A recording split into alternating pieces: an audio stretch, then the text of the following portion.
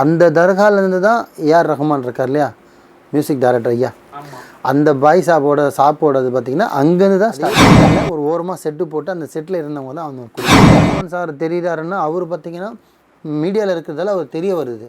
ஆனால் இன்றைக்கும் நிறைய பேர் பார்த்திங்கன்னா சைக்கிளில் போனவன்லாம் இன்றைக்கி காரில் போயிட்டுருக்கான். காரில் போனவன்லாம் வந்து கோடீஸ்வரனை சுற்றிட்டு இருக்கான். அவர் தர்பாரில் கே போகக்கூடாது, ஜியாரத் பண்ணக்கூடாது, தலை வணங்கக்கூடாது, கையேந்தக்கூடாது, எல்லாமே செய்யக்கூடாது. ஆனால் பண்ணுற ஃப்ராடுத்தனால நம்ம மாவட்டம் ரெடின் சைடு, இந்த பொன்னேரி, மீஞ்சூர் இந்த சைடில் இருக்கவங்களாம் பார்த்திங்கன்னா அவரை வழிபடலாம். போகலாமா பை அப்படின்னு என்னை கேட்டாங்கன்னா தைரியமாக அல்லா மேலே பாரத்தை போட்டு 100% அவர்கிட்ட நம்பி போங்க.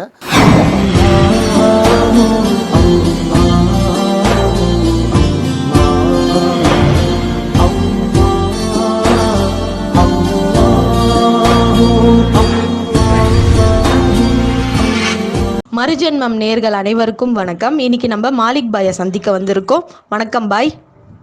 வணக்கம்மா.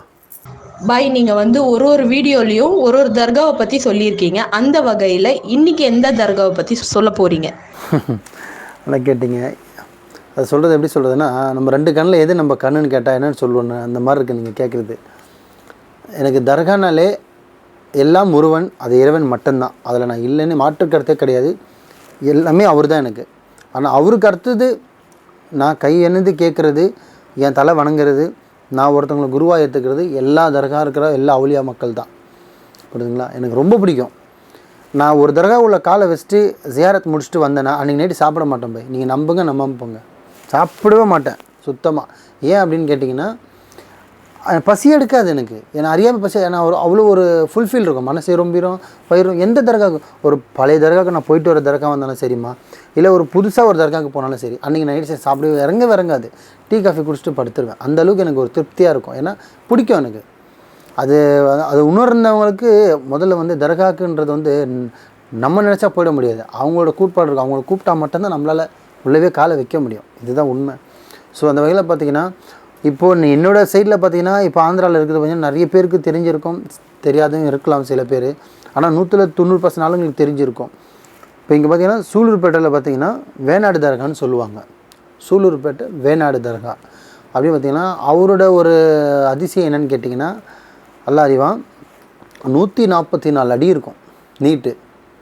இங்கேருந்து அப்படி அதை சுற்றி வரதுக்கே நம்ம ஒரு 3 செகண்ட் ஆகும், 3 நிமிஷம் ஆகும். அவ்வளோ பெருசாக இருக்கும். செகண்ட்ன்றால் 3 நிமிஷமே ஆகும். 144 அடி போய் இப்படி வரணும். 140 நீட்டாக இருக்கும். அது எனக்கு சொன்னவங்க முன்னோர்கள் எனக்கு அந்த கதை தான் சொன்னாங்க. இது இப்படி தான் ஆச்சு. எனக்கே அது சந்தேகம், அது எப்படி இவ்வளோ நீட்டாக வளர்ந்தது அப்படின்னா அவங்க சொன்னது. அதோட ரொம்ப பெரிய விஷயம் என்னென்னா, இந்த தமிழ்நாட்டுக்கு தெரிய வேண்டிய விஷயம் என்னென்னு பார்த்தீங்கன்னா, அந்த தர்காலேருந்து தான் ஏஆர் ரஹ்மான் இருக்கார் இல்லையா, மியூசிக் டைரக்டர் ஐயா, அந்த பாய் சாப்போடது பார்த்திங்கன்னா அங்கேருந்து தான் ஸ்டார்ட் ஆச்சு. அவரோட வாழ்க்கை வரலாறு பார்த்திங்கன்னா அது அவர் இல்லைன்னே சொல்ல முடியாது. ஆனால் இன்றைக்கும் அந்த தர்காவுக்கு அவர் வாரி எறிஞ்சு செஞ்சிட்ருக்காரு. வெளியே தெரியாது, அவ்வளோதான் விஷயம். ஏன்னா கொடுக்குறது வந்து வலது கை எடுக்க தெரியக்கூடாதுன்றாங்களே, அந்த மாதிரி அவர் செய்கிற ஒரு நன்மையும் வெளியில் தெரியாது. அவர் தான் அங்கேருந்து அவர் வரலாறே ஸ்டார்ட் ஆச்சு, அவர் வாழ்க்கையும் ஸ்டார்ட் ஆச்சு. அவங்க குடும்பமே அந்த தர்காவில் போய் உட்காந்து இருந்தவங்க தான். அதே தர்காவில் ஒரு ஓரமாக செட்டு போட்டு அந்த செட்டில் இருந்தவங்க தான் அவங்க குடும்பமே. மக்கள் சொன்னது தான், அவர் வாயால் சொன்னது தான், நான் சொன்னது கிடையாது. நான் அந்த இடத்துல பார்க்கவும் இல்லை. மக்கள் சொன்னாங்க, அங்கே இருந்தவங்களும் சொன்னாங்க. ஏன் அவரே சொல்லியிருக்காரு. இன்றைக்கும் அவர் அங்கே அவ்வளோ ஒரு 10 ரூபா வந்தாலும் அது அவர் காசு தான் அங்கே செலவு பண்ணுறது. அது அவர் தான் மெயின் பண்ணுறாரு. கரண்ட்டு பில்லேருந்து எல்லாமே அவர் தான் மெயின் பண்ணிட்டுருக்கார் தர்காவை. ஸோ அந்த இடத்துலேருந்து அவர் வாழ்க்கை ஸ்டார்ட் ஆச்சு. அந்த தர்பாரில் பார்த்திங்கன்னா அவரோட சமாதியோட அளவு 144 அடி. அங்கோட அதிசயம் பார்த்திங்கன்னா, மற்ற நாளில் பார்த்திங்கன்னா ஜனம் கொஞ்சம் போகும், கொஞ்சம் வரும், கம்மியாக ஏன்னா உள்ளே இருக்கும். சூலூர்பேட்டிலேருந்து கொஞ்சம் ஒரு 20 கிலோமீட்டர் 15 கிலோமீட்டர் ரொம்ப உள்ளே இருக்கும் அது. அதனால் வந்து பார்த்திங்கன்னா பஸ் வசதி அவ்வளோ ஸ்பெஷலாக இருக்காது. ஆனால் ரொம்ப பெரிய கராமத்து, தமிழில் சொல்லணும்னா ரொம்ப பெரிய பவர்.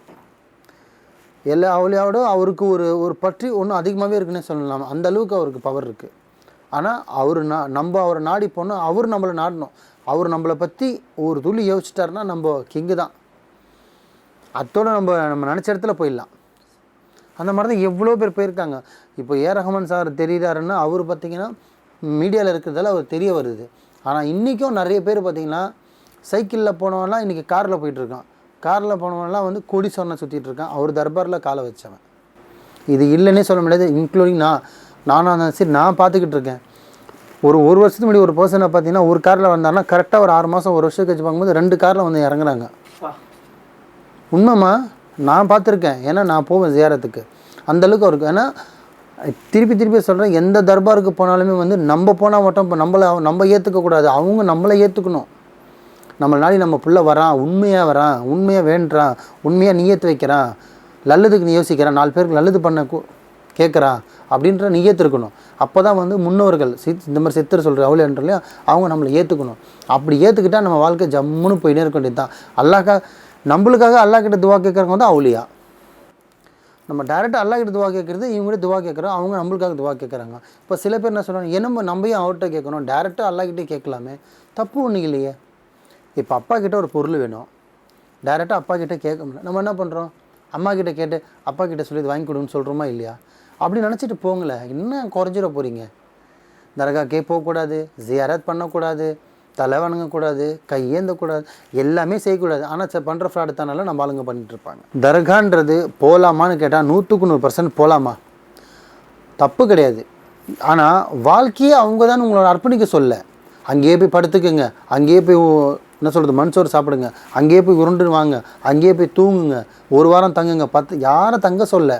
போனீங்களா, ஒரு ஜியாரத் சொன்னீங்களா, ஒரு சலாம் பண்ணிங்களா, ஓத தெரிஞ்சவங்க ஓதுங்க, ஓத தெரியாதவங்க உட்காருங்க, மனசார வேண்டிக்கிங்க, வாங்க, நடக்கும். நம்பிக்கை வைங்க. நம்பினா கல் தான் சாமி நம்பினா அந்த மாதிரி நம்பிக்கை வைங்க.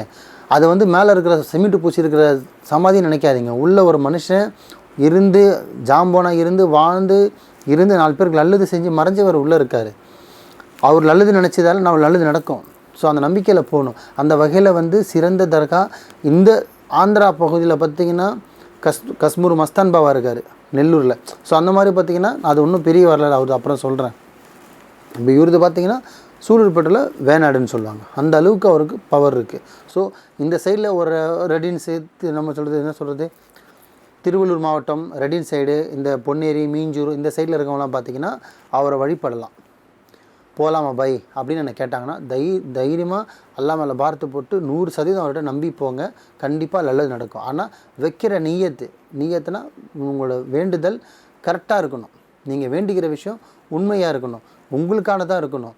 இன்னொருத்தர் நல்லா இருக்கலாம் கூட வேண்டலாம், தப்பு கிடையாது. ஆனால் இன்னொருத்தர் அழிஞ்சு போகணுன்னு வேண்டக்கூடாது.